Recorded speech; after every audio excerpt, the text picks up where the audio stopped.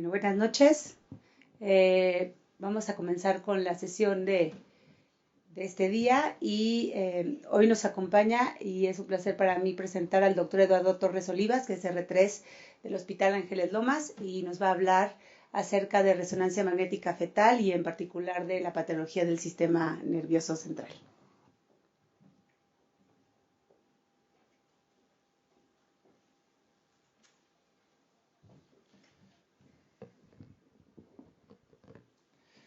Hola, muy buenas noches.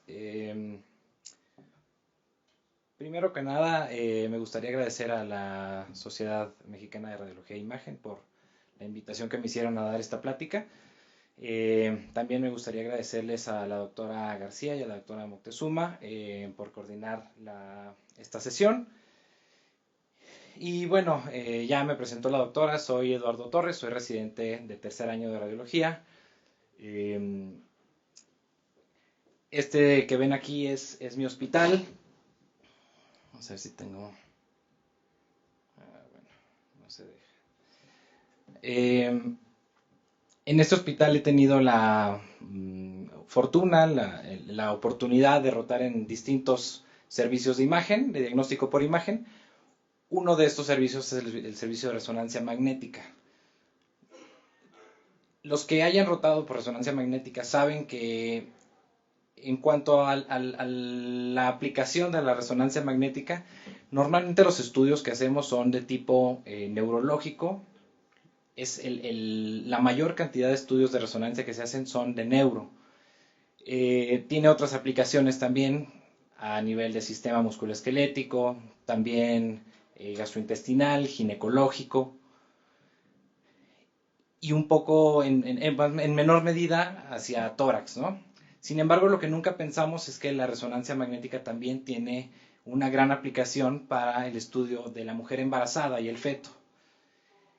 Y en específico del sistema nervioso del feto.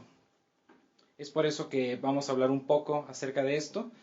Les voy a hablar un poquito de la experiencia que tenemos ahí en el Hospital Ángeles Lomas, el número de casos que vemos y vamos a ver generalidades y un poquito de manera amplia de qué se trata esto, cómo se hace y cómo debemos de interpretarlo. Si quisiera yo hablarles de la patología del sistema nervioso central fetal, tema por tema, sería algo muy largo, muy extenso. No está dentro del alcance de esta plática. Sin embargo, voy a intentar dar algunos ejemplos y dar algún repasito rápido de los temas más comunes que vamos a encontrar en estos estudios. El ultrasonido obstétrico continúa siendo el principal método de tamizaje. Es el método de elección para la valoración del feto. ¿Por qué? Porque es un estudio que tiene amplia disponibilidad, es muy seguro tanto para la madre como para el feto, es de relativo bajo costo y con los avances tecnológicos que hemos tenido hasta la fecha, la verdad es que da muy buenas imágenes y es muy amplia la cantidad de patología que podemos ver por ultrasonido. Sin embargo, hay casos muy específicos en los que la resonancia magnética nos va a dar ese extra que necesitamos para llegar a un buen diagnóstico y más que nada para modificar el manejo que podemos darle a nuestros pacientes. Como les digo, son casos muy específicos. Y las ventajas que tiene la resonancia magnética encima o por sobre el ultrasonido, pues son estos que ven aquí. La posición fetal, el oligohidramnios, las estructuras óseas y la obesidad materna no lo afectan. ¿Quién de ustedes no ha estado haciendo un ultrasonido obstétrico? Una mujer obesa con oligohidramnios o anhidramnios, el feto con dorso anterior. Es difícil ver muchas estructuras y más en fetos que están ya más grandes, que tienen el cráneo muy calcificado. Aquí ya vamos a batallar mucho para ver las estructuras del sistema nervioso central, así como de la fosa posterior.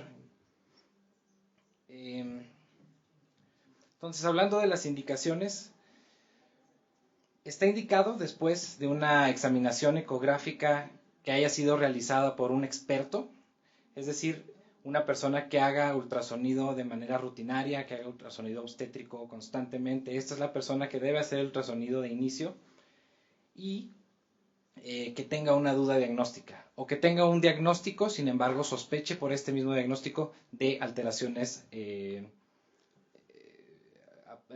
adicionales. Entonces, la resonancia nos va a ayudar muchas veces para confirmar y complementar los hallazgos del ultrasonido, y muy rara vez, esto es excepcional, va a descartar los hallazgos del ultrasonido. Esto casi no sucede y en la literatura casi no está reportado. De los artículos que hay que comparan el ultrasonido obstétrico, la neurosonografía con la resonancia magnética, hay una muy grande concordancia entre ambos estudios. Es decir, casi nunca, la resonancia magnética casi nunca descarta lo que ya dijeron en el ultrasonido, más bien añade. Antes de las 18 semanas de gestación no hay mucha utilidad para la resonancia magnética, está indicada principalmente después de las 22 semanas. Y bueno, esta tabla que ven aquí viene en el artículo que publica la ISUOG en cuanto a los lineamientos o las guías de práctica para la resonancia magnética fetal. Y aquí lo que hicieron fue entrevistar a médicos tratantes, hacer encuestas, y les pidieron que calificaran del 0 al 7, según la fuerza de la indicación, según el diagnóstico, a ver qué tan indicada estaba la resonancia magnética. Y aquí lo que nos sirve de esta tabla es, si pueden ver, los dos diagnósticos en donde está más indicada la resonancia magnética es en anomalías de la fosa posterior y anomalías de la línea media, incluyendo el cuerpo calloso, por citar algunas. De ahí va disminuyendo, y si pueden ver al final, hacia la derecha de la gráfica, el diagnóstico en donde la resonancia magnética nos va a aportar menos es en la patología de corazón. ¿Por qué? Porque todos sabemos, las imágenes, las secuencias de resonancia magnética son imágenes que tardan, no son en tiempo real muchas veces, y el movimiento cardíaco no lo vamos a ver bien. Entonces, no es un buen estudio para ver corazón, al menos fetal. En cuanto a la seguridad, no se debe usar gadolinio, es un medicamento que cruza la barrera placentaria. La FDA lo cataloga como clase C. La clase C es un medicamento que ha sido probado en animales y en donde han encontrado efectos adversos, sin embargo no hay estudios en humanos que lo avalen. Sin embargo, sí mencionan que cuando hay una indicación en donde los beneficios superan a los riesgos, se puede usar el gadolinio. Sin embargo, en la resonancia magnética fetal no usamos gadolinio. No hay evidencia de efectos adversos fetales ni en la madre en cuanto al magnetismo. Hay algo que se llama la tasa de absorción específica, SAR, por las siglas en inglés, que mide qué tanto exponemos al paciente a los pulsos de radiofrecuencia. Entonces, las secuencias que utilizamos para la imagen fetal son secuencias rápidas, especialmente estas SST2, que quiere decir single shot. Son secuencias muy rápidas, sin embargo tienen de todas las secuencias la mayor exposición a radiofrecuencia, y aún así no llegan a las tasas de absorción específica nocivas para el feto ni para la madre. Entonces es un estudio 100% seguro. Hasta ahorita está avalado su uso en resonadores de 1.5 y de 3T. Sin embargo, el de 1.5 es el que se usa de manera rutinaria, en donde hay más estudios que lo avalen. El protocolo, pues que queda de más decir que hay que excluir complicaciones, hay que tener un consentimiento informado de la madre. Este tercer punto es muy importante, la edad gestacional, y lo voy a repetir a lo largo de la plática. La edad gestacional nos interesa mucho a la hora de evaluar el desarrollo del cerebro fetal, y es importante tener una edad gestacional confiable, de preferencia en base a ultrasonido de primer trimestre. No usamos sedación en ningún caso, y es importante la comodidad de la madre. Sabemos, son mujeres embarazadas, están dentro del gantry, es una posición incómoda, puede estar la madre en decúbito supino o puede estar un poquito ladeada, como un poco oblicua, ¿no? Como se siente ella más cómoda, nosotros podemos tomar las imágenes de esa manera. Y por último, tener una amplia comunicación tanto con la paciente como con los médicos tratantes, sea el ginecólogo, incluso pediatra, cirujano pediatra o los médicos de medicina materno-fetal. Hablando un poquito de la técnica, tenemos, hay que usar campos de visión lo más pequeños posible, que estén dirigidos al área de interés, en este caso el cerebro, cortes relativamente delgados de 3 a 5 milímetros, esto es para estándares de resonancia magnética, y que tengan una separación de 10 a 15% aproximadamente. Como en todos los estudios, vamos a obtener 3 planos ortogonales en T2 del cerebro fetal, y para obtener estos planos es importante, en cuanto al plano sagital, tenemos que lograr obtener la línea media en donde veamos el cuerpo calloso, veamos la glándula pituitaria, de preferencia, ¿no? Que podamos ver estas estructuras en la línea media. En coronal, con que sean unos cortes que estén paralelos al tallo cerebral y que tengan una adecuada oblicuidad en cuanto a los conductos. Nos podemos guiar por los conductos auditivos, que esté bien oblicuo, para que tengan unos cortes coronales reales. Y en cuanto a los cortes axiales, nos vamos a guiar de las imágenes que adquiramos en el plano sagital y los vamos a hacer perpendiculares al plano del cuerpo calloso o de la base del cráneo. Lo primero que tenemos que hacer una vez que tenemos a la paciente dentro del gantry es tomar los planos maternos, son planos localizadores, los usuales, axial, coronal, sagital, y a partir de aquí vamos a ver cómo, en qué posición está el feto, vamos a ver más o menos cómo está posicionado el feto y podemos empezar a planear nuestros cortes dirigidos al cerebro fetal. Les voy a poner un ejemplo sin entrar en mucho detalle. Aquí pueden ver, estos son dos localizadores maternos, uno en plano coronal y otro en plano axial. Si se fijan en el plano coronal, vemos al feto casi en un plano sagital. Entonces, si queremos sacar un plano coronal, podríamos pasar, estoy hablando del cerebro, podríamos pasar una línea como la marca y la línea verde, hacer un corte ahí, y para que quede la oblicuidad correcta nos pudiéramos ayudar de este plano axial de la madre, en donde agarramos un plano casi axial de la cabeza fetal. Con estos dos, con esta doble oblicuidad podemos obtener imágenes como esta, de un corte coronal. Y ya con el corte coronal y el corte sagital podemos empezar a hacer nuestros otros planos, el axial real, como pueden ver aquí en la imagen del centro. Les digo, no voy a entrar a mucho detalle, pero es importante que sepan, primero se adquieren los planos maternos y de ahí vamos a planear los planos fetales. Y aquí, ¿cuál es el asunto? El feto se mueve. Entonces, esto tiene que hacerlo un técnico que tenga experiencia, tiene que hacerlo rápido y muchas veces hay que volver a planear los planos si se mueve el feto. ¿Okay? Es un limitante de la resonancia magnética. Hablando de las secuencias que utilizamos, son primordialmente las secuencias ponderadas a T2. Se utiliza tanto T2 turbospineco como secuencias rápidas, las que les decía ahorita, las secuencias single shots, que en Siemens, que es el aparato que nosotros usamos, son las secuencias Haste. También se pueden utilizar secuencias especiales single shot de eco de gradiente, especialmente para detectar productos hemáticos y calcificaciones en el cerebro fetal, que es muchas veces parte importante del diagnóstico. Adicionalmente se pueden utilizar secuencias de difusión, y estas otras secuencias que les pongo aquí en letras más pequeñas, difusión, dinámica, psicolangio-resonancia, son secuencias que no se utilizan de manera rutinaria, pero se están empezando a utilizar de manera experimental en la patología fetal en general. Hablándoles un poquito de la experiencia que tenemos en nuestro hospital. Esto es el número de estudios de resonancia magnética fetal que hemos tenido en el hospital desde el 2005. Si se fijan, cuando comenzamos en 2005 apenas eran 2 estudios por año, y poco a poco ha ido aumentando el número de estudios que se hacen.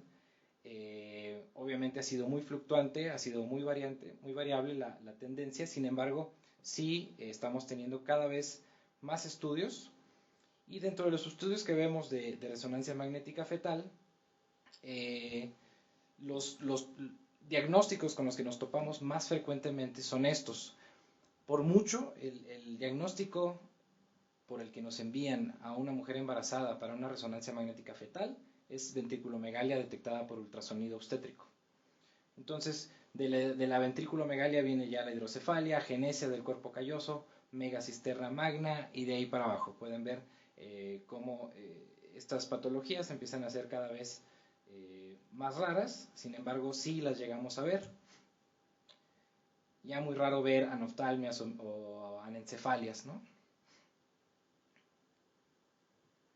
Entonces, cuando queremos valorar patología del sistema nervioso central fetal por resonancia magnética, tenemos que tener muy claras las indicaciones. Ya les dije, una vez que el experto en ultrasonografía obstétrica hizo un hallazgo y tiene duda o piensa que hay o que pudiera haber otros hallazgos adicionales, o cuando el feto está en riesgo de tener otras malformaciones, ya sea porque tiene hermanos con malformaciones del sistema nervioso central o porque tiene algún síndrome, la mamá, etcétera, algún síndrome familiar, pues ahí también está indicada la resonancia magnética para tener una visión más amplia.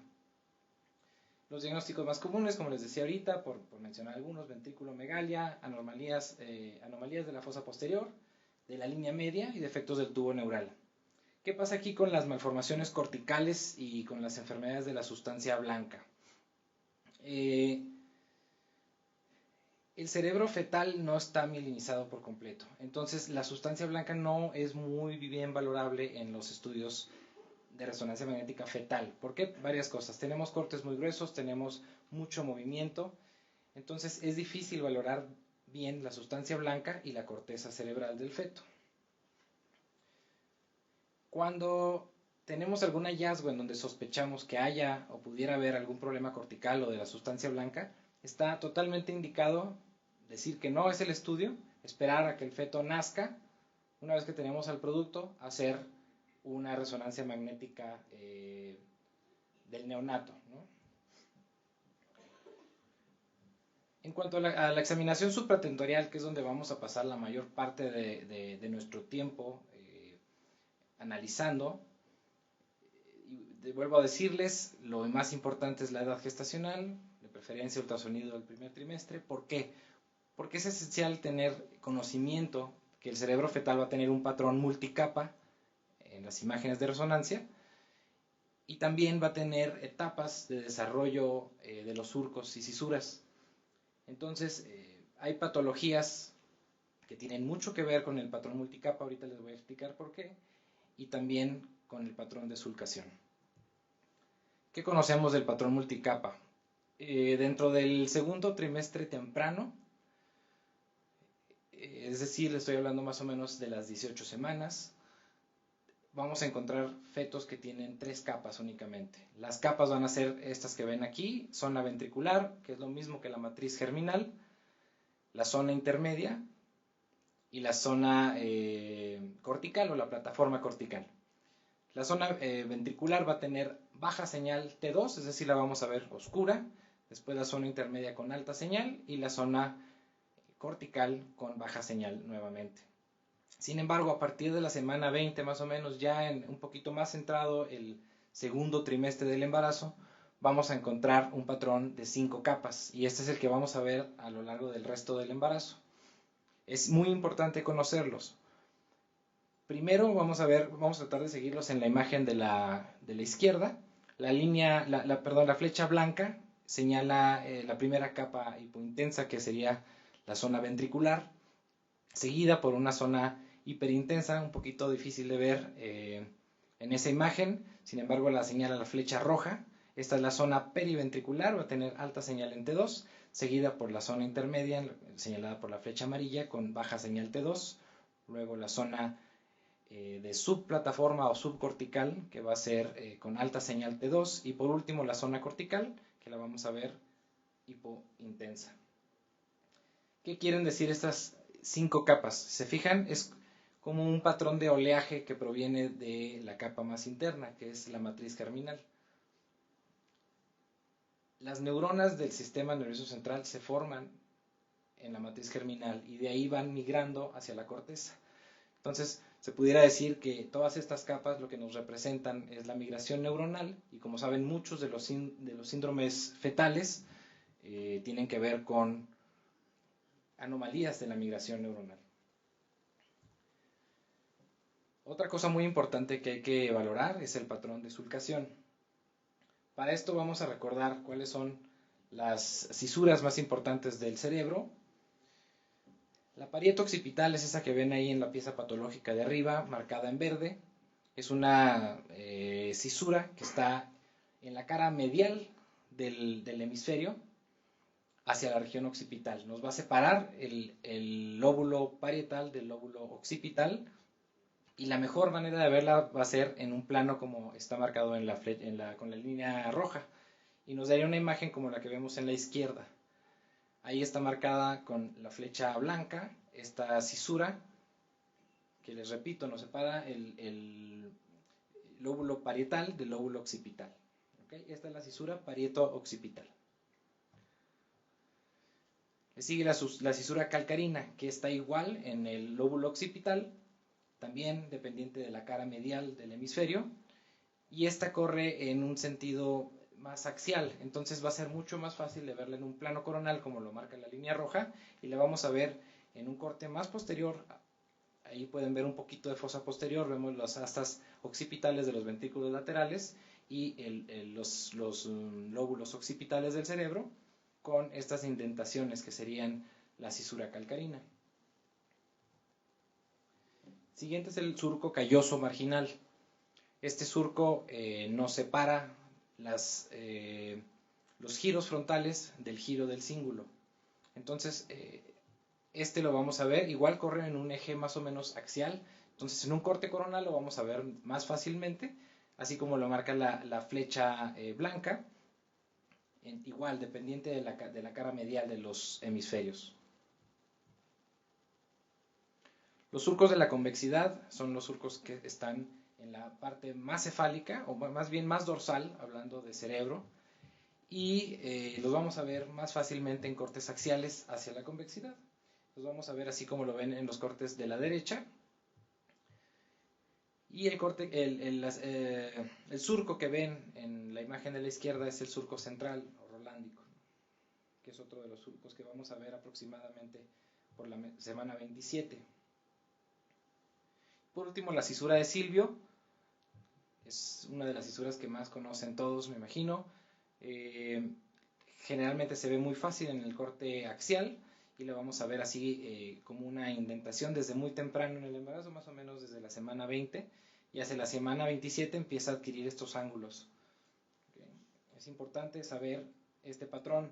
Sin embargo, fíjense aquí como hay diferentes semanas, hay mucha variabilidad entre semanas y son muchas estructuras, ¿no? Entonces tenemos antes de la semana 18 cisura de Silvio, entre la semana 8 y 20 el cuerpo calloso, entre la semana 22 y 25 la cisura calloso marginal, la parieto occipital, la calcarina hipocampal en más del 75% de los pacientes, semana 27 y 28 surcos precentral, central y poscentral, que serían estas áreas motoras y sensitivas, si se acuerdan un poquito. Y entre la semana 29 y 34 vamos a tener la formación de los surcos frontales superior, inferior, y los surcos temporales también superior e inferior. Es mucha información que retener. Entonces, a la hora de estar interpretando un estudio de resonancia magnética fetal, pues va a ser bastante difícil, a menos de que tengamos una tablita como esta a la mano. De esta tabla quiero que nos fijemos únicamente en la cisura visible, que es la columna de la izquierda, y de este lado donde dice siempre vistos en inglés, y específicamente de la última semana, es decir, 23, 23, 29, 27, 29. ¿Se fijan? Aquí va a ser muy fácil. ¿Qué pasa? A la semana 23 tenemos las dos de arriba, ¿no? Vamos a ver la cisura parieto-occipital y la cisura calcarina, que fueron las que vimos primero. Entonces, si para la semana 23 ustedes no están viendo una cisura parieto-occipital y una cisura calcarina, hay problemas. Semana 27, surco central, y semana 29 vamos a tener el surco del cíngulo y el surco de la convexidad, los surcos de la convexidad. Entonces, con que se sepan estas tres fechas, 23, 27, 29, y los puntos específicos que tenemos que buscar, es suficiente para que ustedes puedan hablar que hay un retraso en el patrón de surcación y se sospeche de una patología en donde no se forman los surcos. ¿Alguien me pudiera ayudar más o menos qué es esta patología? Exacto, una lisencefalia. Bueno, como les dije al inicio, si yo fuera a hablar de todos los temas, de toda la patología del sistema nervioso, no acabábamos. Entonces, lo que hice fue tomar algunos casos de los más comunes, de los diagnósticos más comunes que vemos en el hospital, y vamos a tratar de hacer un pequeño repaso de estas patologías, ¿no? Me gustaría, si es posible, que me ayudaran un poquito para describir las imágenes. Este es el primer caso, vamos a verlo. Obviamente son pocas imágenes, no les puse muchas, pero sí a grandes rasgos, ¿qué es lo que ven aquí?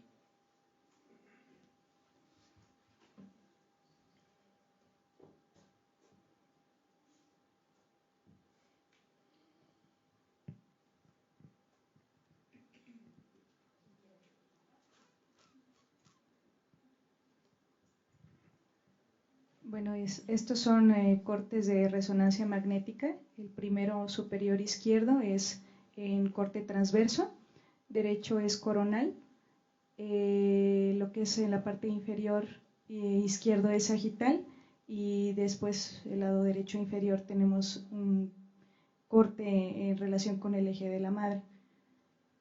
Son en T2 porque vemos brillante líquido. Y el hallazgo más importante que es que hay un ventrículo único y pues esto es en relación a una holoprosencefalia de tipo, bueno, la más severa alobar. Ok, vamos a tratar de fijarnos en la línea media.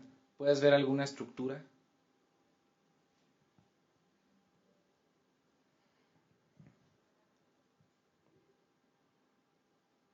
Se ve muy bien en el coronal, se ve muy bien en el eje materno también, en donde también viene siendo más o menos un eje coronal del feto. ¿Los tálamos? Ok. No alcanzamos a ver muy bien los tálamos en los cortes que tengo aquí, sin embargo, si alcanzas a ver septum pellucidum, alcanzas a ver cisura interhemisférica arriba, alcanzas a ver incluso hacia la convexidad surcos, y la verdad es que no tienes datos de una fusión de los hemisferios ni un ventrículo único. Son dos ventrículos, sí tienen una separación, sin embargo están muy dilatados. Aquí el único hallazgo es la dilatación ventricular. Este es un caso de, bueno, ventriculomegalia, resulta ser una hidrocefalia. Y bueno, ¿qué hay que verle a la ventriculomegalia? Principalmente saber cómo medir los ventrículos laterales. Hay que medirlos a nivel del atrio, que es en la imagen que ven de su lado derecho, el esquema, hacia el asta occipital de los ventrículos laterales, esos óvalos, esos círculos grises que ven ahí son los plexos coroides, y más o menos ahí hay una línea, no se alcanza a ver muy bien, dice AB. Esta línea es, justo así es como debemos nosotros de medir los ventrículos laterales, y esta zona se llama el atrio, este es el atrio ventricular. Entonces siempre que midan un ventrículo tiene que ser a este nivel, y las medidas siempre tienen que ser menor a 10 milímetros. En caso de que superen los 10 milímetros, vamos a hablar de ventriculomegalia leve, moderada y severa, según estos números que ven aquí. 10 a 12 es leve, más de 12 a 15 es moderada, y más de 15 sería una ventriculomegalia severa. Más de la mitad o aproximadamente la mitad de los fetos que tienen ventriculomegalia van a tener otros hallazgos relacionados, como agenesia del cuerpo calloso, hemorragias intraventriculares, encefalomalacia, heterotopias o anormalidades de la fosa posterior. Me voy a devolver muy rápido. Y se fijan en la imagen sagital inferior izquierda, hay una línea curva, hipointensa, que rodea el ventrículo, muy delgadita. ¿Sí la alcanzan a ver? Eso sería difícil de ver, podríamos decir incluso que no hay cuerpo calloso por la imagen coronal, en donde se ve muy muy adelgazado, pero sí hay cuerpo calloso. Sin embargo, la hidrocefalia o la distensión de los ventrículos laterales nos están distendiendo y alargando, aplastando el cuerpo calloso de tal manera que lo vuelve difícil de notar. Entonces tenemos que ser muy, muy cuidadosos a la hora de dar un diagnóstico de agenesia o de disgenesia del cuerpo calloso en estos casos de hidrocefalia, ¿no? Ok, otro caso.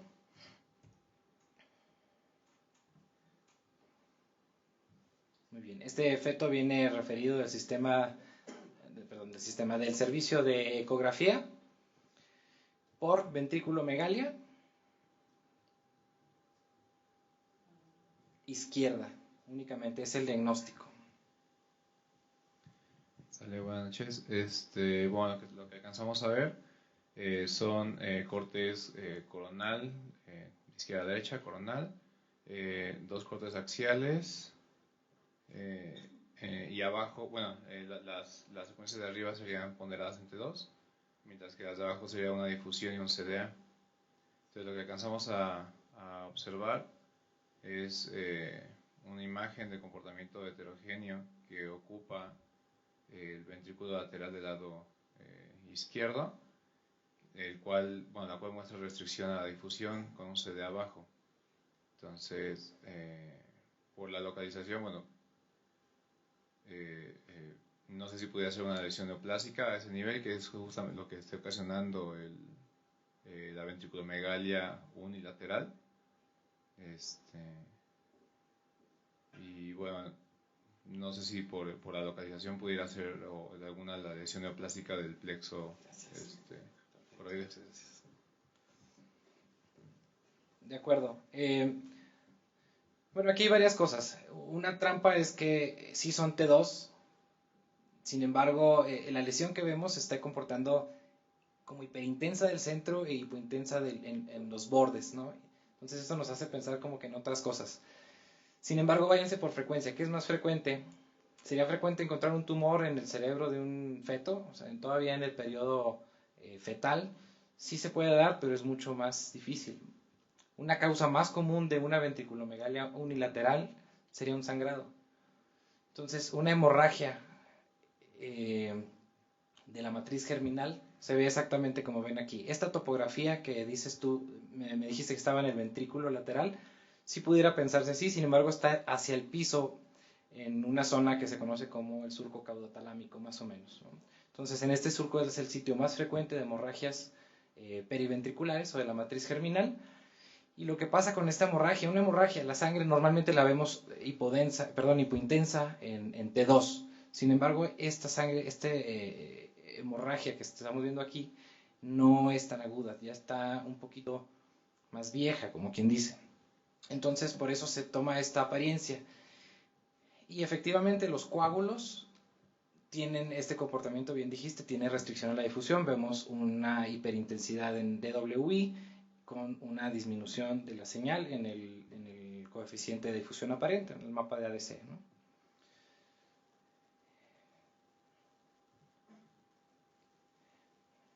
En las imágenes anteriores, el feto tenía 24 semanas. Este es un seguimiento que se le hizo a las 32 semanas. ¿Ven algún cambio? ¿Qué cambio pueden ver aquí?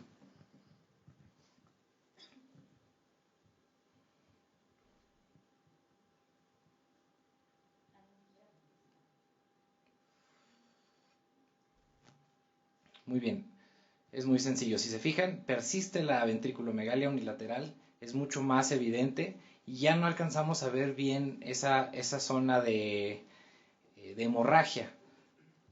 Lo que vemos igual aquí en el corte sagital, un poquito de hipointensidad hacia el piso del ventrículo lateral izquierdo, y en los mapas de difusión no vemos nada que restrinja, ¿no? Esto se ve, ese es el DWI, este es el mapa de ADC.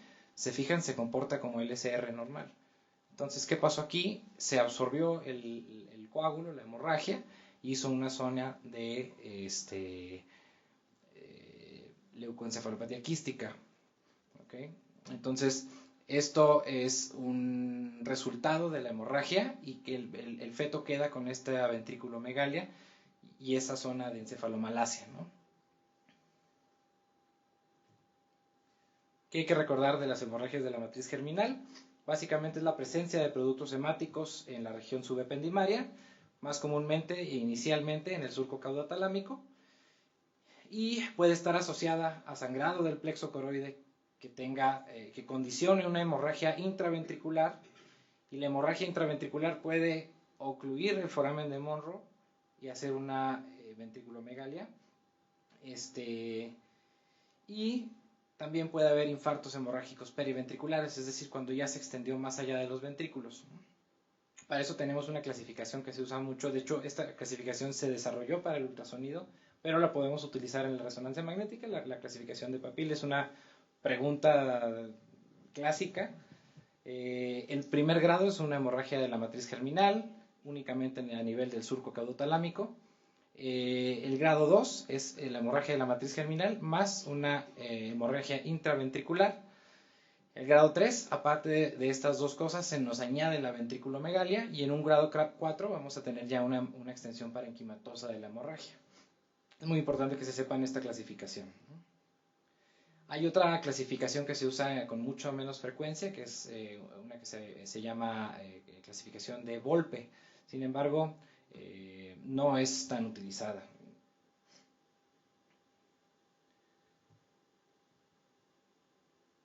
Este es otro casito. Aquí vamos a tratar de irnos un poquito más rápido. Básicamente vemos una asimetría de los ventrículos laterales, y es mayor del lado derecho, y es mucho mayor hacia el asta occipital. Entonces, si fijan, las astas frontales están normales y las astas occipitales están asimétricas. Sin embargo, una de ellas está dilatada más de 10 milímetros, ¿no? Entonces entra en el rango de ventriculomegalia. Y esto nada más para quedarnos con un término. Normalmente se ve bilateral, pero cuando vean las astas occipitales de los ventrículos laterales dilatadas únicamente, lo van a dar como una colpocefalia, ¿no? Que es prominencia de los cuerpos occipitales de los ventrículos laterales. Se asocia a un síndrome que se llama síndrome de Aicardi, que lo asocia a disgenesia del cuerpo calloso. Son síndromes en donde hay espasmos infantiles y algo de retraso psicomotor. También podemos encontrar asociado a colpocefalia la presencia de lipomas pericallosos, y para hacer el diagnóstico tenemos que tener una relación de medida de las astas anteriores, entre las astas anteriores y las posteriores, mayor a 3. Así daríamos el diagnóstico de colpocefalia.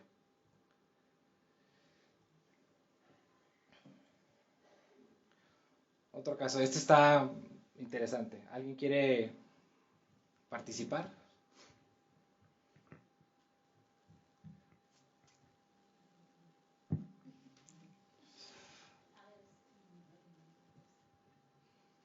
Bueno, estamos viendo en la imagen de la izquierda un corte axial, igual en un T2, y un coronal en la otra imagen.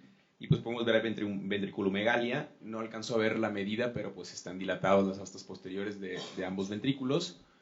Y en el coronal pues se ven, alcanzo a ver un poquito más de simetría hacia las astas anteriores, bueno, en las porciones más anteriores de los ventrículos. Ok, fíjate en la línea media, en el corte coronal. ¿No te llama la atención nada ahí? Pues sí, pareciera haber hay como ausencia del cuerpo calloso ahí. Exacto. Vamos a ver los otros. Ventrículos tienen la forma del ventrículo, ¿no? Como de gotitas de gotas un poquito alargadas, ¿no? Ok, en las imágenes coronales ahorita vamos a ver un poquito, pero esto se describiría como una imagen en tridente o en casco de vikingo, ¿no? Y en las imágenes axiales, el hallazgo más importante es este que ven acá. Vamos a ver los ventrículos laterales paralelos. Okay, ese es un hallazgo importante, las imágenes axiales. Y bueno, aquí nada más quise mostrarles otras imágenes de cómo tenemos esta ausencia del cuerpo calloso en la línea media. Esta imagen de acá, bueno, volvemos a ver muy bien este casco de vikingo, ¿no?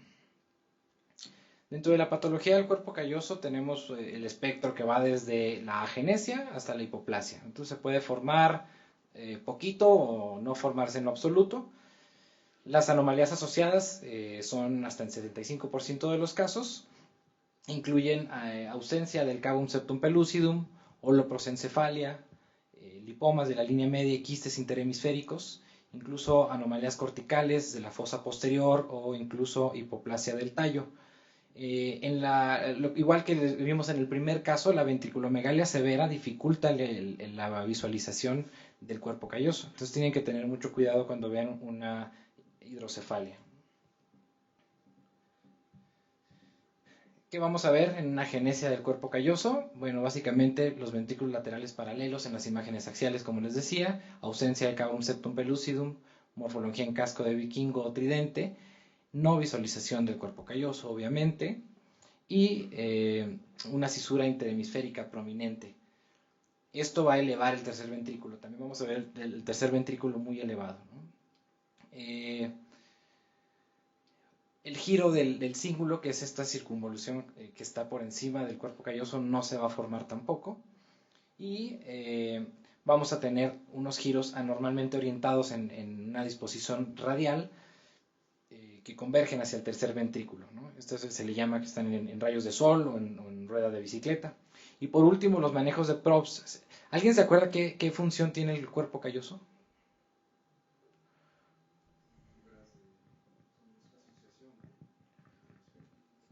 Básicamente son axones que cruzan de un hemisferio a otro, ¿no?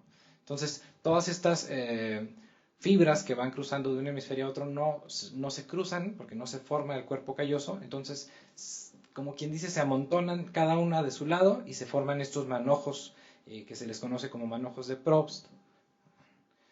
Aquí tenemos esta imagen. Aquí estaría el cuerpo calloso. Entonces, las fibras cruzarían de este lado para acá y de este lado para acá.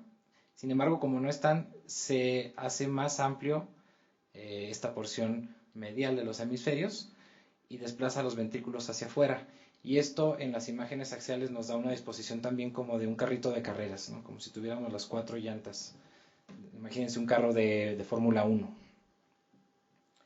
Bueno, otro casito. Este está interesante. Otra persona que quiera participar.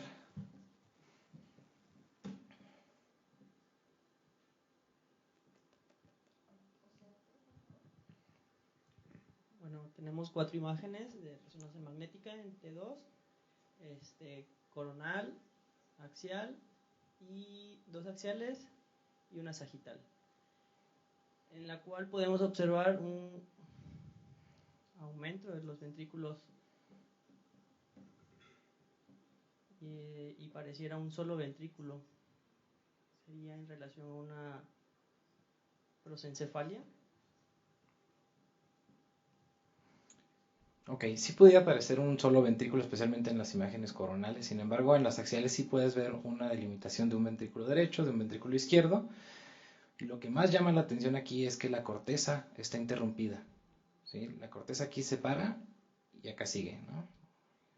Hay una interrupción cortical y aparte, difícil de ver, sin embargo, sí alcanzan a ver aquí una zona hipointensa que rodea la corteza. Bueno, sí, más bien sigue siendo corteza que se va hasta acá.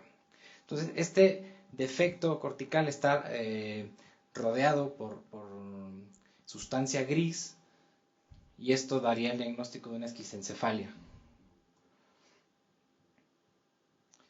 Obviamente así la esperaríamos encontrar en un dibujito muy clásico, pero hay muchas formas de que se pueda presentar. Vamos a tener esta hendidura cerebral que está revestida por materia gris, como les dije. Va a ir desde la superficie ependimaria de los ventrículos laterales hasta la pía madre de la superficie cortical. Entonces es una comunicación. Hay 2 tipos. Se puede tener esta comunicación llena de líquido cefalorraquídeo en medio, y esto sería un labio abierto, una esquisencefalia del labio abierto, y si tuviéramos las dos paredes corticales pegadas sería un labio cerrado, y no veríamos líquido cefalorraquídeo en medio como vemos aquí. Entonces, este es un defecto de la migración neuronal, de ahí la importancia de conocer el patrón multicapa del cerebro. Y bueno, esto puede ser uni o bilateral. Si es bilateral, comúnmente es de labio abierto. Si es unilateral, comúnmente es de labio cerrado. Sin embargo, nos podemos encontrar cualquier combinación de estos hallazgos, ¿no? Del 50 al 90% de estos pacientes tienen otras anomalías asociadas, como displasia septo-óptica, que son anomalías de la línea media. Heterotopia de sustancia gris, podemos encontrar sustancia gris periventricular, nodular periventricular, que es un hallazgo muy común. Y también podemos encontrar ausencia del del septum pellucidum.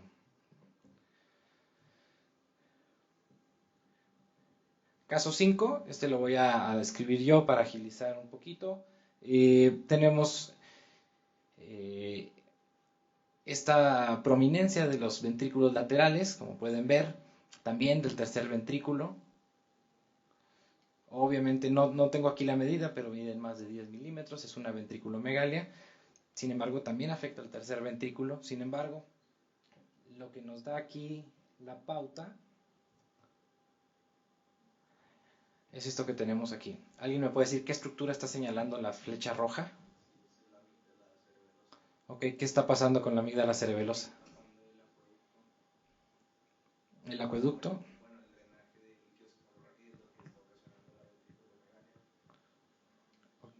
¿Y cómo se llama eso? Arnold-Chiari. Exacto. Tipo 2. Arnold-Chiari. Con que digas Arnold-Chiari ya estás hablando que es un 2. Okay. Ahorita vamos a ver por qué. Entonces, efectivamente tenemos una herniación de las amígdalas cerebelosas por el foramen magno. Esto nos genera una compresión a este nivel y un fenómeno obstructivo del líquido cefalorraquídeo con una hidrocefalia como resultado. En este mismo feto, vemos el resto del estudio, que es muy importante también ver todo el neuroeje. Este es un corte axial a nivel lumbar. ¿Ven algo que les llame la atención?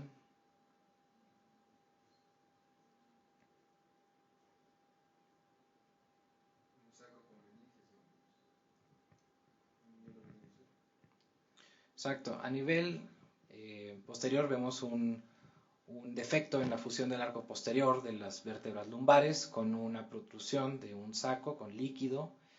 Y aparte, digo, aquí no se ve muy fácil en estas imágenes, pero sí tenía pedazos, no pedazos, sino ramas de la caudequina, ¿no? Entonces eso lo convierte, si fuera el puro saco sería un meningocele, y si fuera el saco más raíces, mielomeningocele. Entonces este es un mielomeningocele que está asociado al descenso de las amígdalas cerebelosas con una consiguiente hidrocefalia. Este es un síndrome de Arnold-Chiari.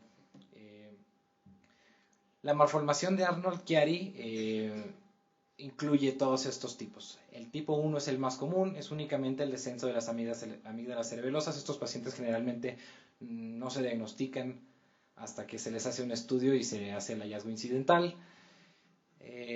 Pueden algunos cursar con cefaleas, etcétera, cosas muy inespecíficas. El Chiari 2 es el que acabamos de ver, es propiamente el Arnold-Chiari. Ninguno de estos se llama Arnold-Chiari ni son malformaciones de Arnold-Chiari. El síndrome de Arnold-Chiari es el Chiari tipo 2. ¿Okay? Vamos a tener descenso del bulbo, del cuarto ventrículo, incluso en ocasiones del vermis cerebeloso, y usualmente se asocia a un mielomeningocele. De los pacientes que tienen un mielomeningocele, hasta el 95% van a tener un Chiari 2. ¿Okay? Entonces, si ven un mielomeningocele, hay que hacer todo el estudio.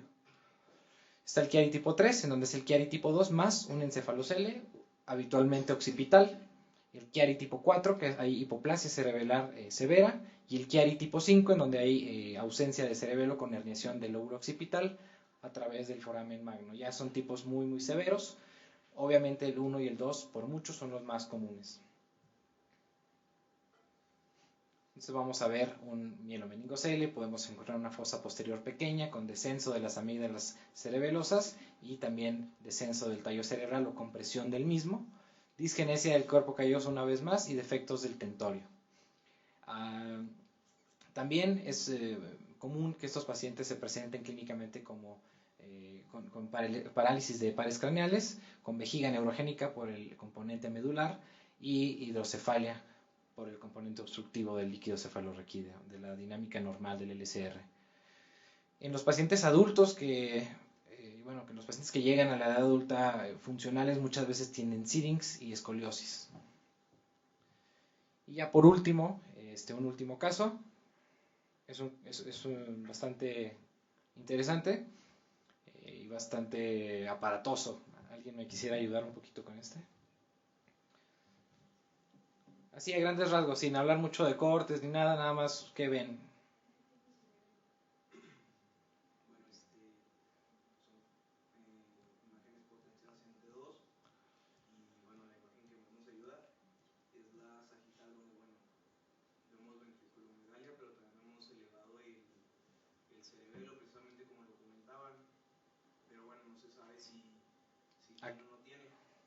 ¿Te refieres a esto de aquí?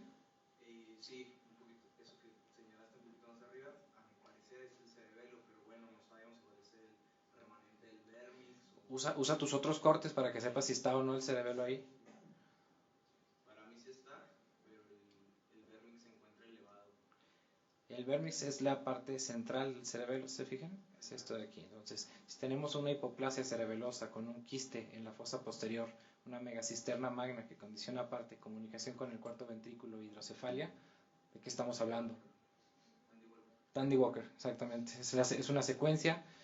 Ahí está el síndrome de Dandy Walker, que es una tríada. Vamos a ver aquí.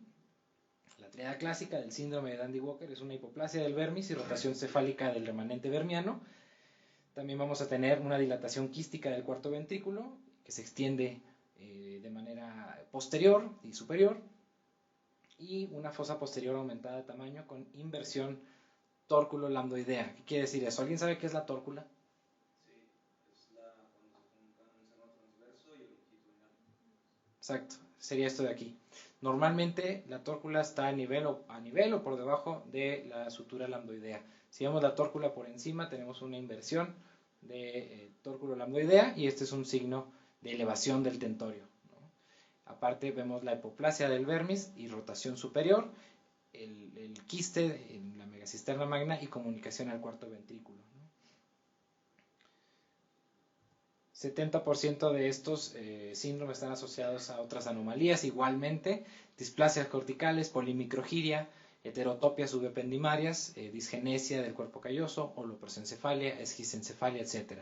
Y 25% se asocian a otro tipo de anomalías como faciales de paladar hendido, angiomas, polidactilia, incluso malformaciones cardíacas. Sí, como pueden ver, la patología del sistema nervioso central es una patología muy compleja, generalmente nunca va sola, siempre va acompañada de otros hallazgos. Entonces esa es la razón principal de que la resonancia magnética aporta información muy, muy útil al momento del diagnóstico, tratamiento y manejo incluso de los pacientes. Entonces, si encuentran una alteración en la formación del sistema nervioso central, es probable y deben de buscar otras. En conclusión, la neurosonografía fetal permanece como método de estudio inicial y usualmente es el único que se tiene para la evaluación del cerebro fetal. Sin embargo, tenemos que conocer que la resonancia magnética es un adjunto importante en la valoración de las anomalías del sistema nervioso central o en casos de riesgo por historial familiar, ¿no? Nos puede confirmar o aclarar hallazgos, rara vez nos puede descartar lo que dijeron en el ultrasonido y también nos va a proveer información muy útil para, como les dije ahorita, el diagnóstico, el tratamiento y el manejo del embarazo, parto y cuidados postnatales de estos pacientes, así como asesoría a los padres, ¿no? Son padres que muchas veces van a tener desgraciadamente un bebé con malformaciones muy difíciles de manejar y bueno, hay que proveerles de asesoría, ¿no? Entonces es importante hacer el diagnóstico prenatal para que estén preparados, ¿no? Sería todo de mi parte.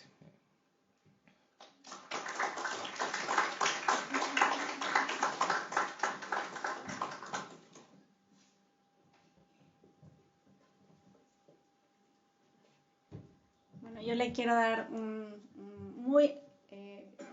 mucho agradecimiento a ti, Eduardo. Muchas gracias por habernos dado esta excelente ponencia, muy interesante el tema. Muchas gracias a todos los que nos acompañaron de manera presencial y a todos los que nos acompañan vía streaming. Te quiero entregar esta constancia de participación y un agradecimiento por parte de nosotras y de la sociedad. Les recuerdo también otra vez que los esperamos en el Encuentro Nacional de Residentes. Bueno, muchas gracias.